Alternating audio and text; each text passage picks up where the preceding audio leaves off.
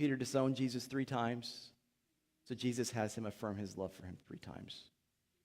And Peter is restored, which completely obliterates this next illusion. This one, and we buy into this as well. Here's illusion number 2.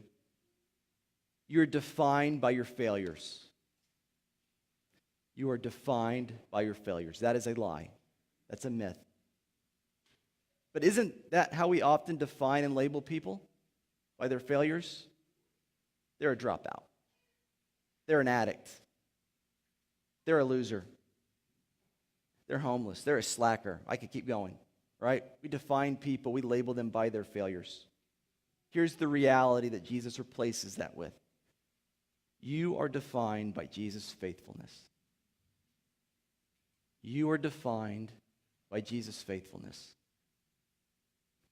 Some of you are in this room right now simply because you need to hear this encouragement. Jesus steps into Peter's failures and ours too. And he says, your failures don't define you. I do.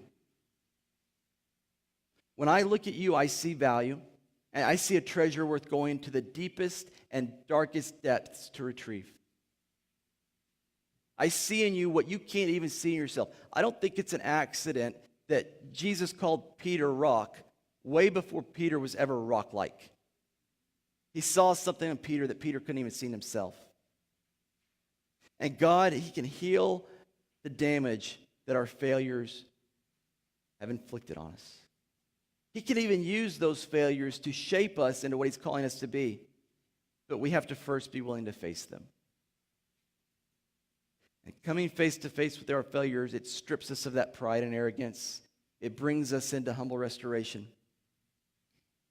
And as we find healing from those failures, it does something else which is really pretty cool.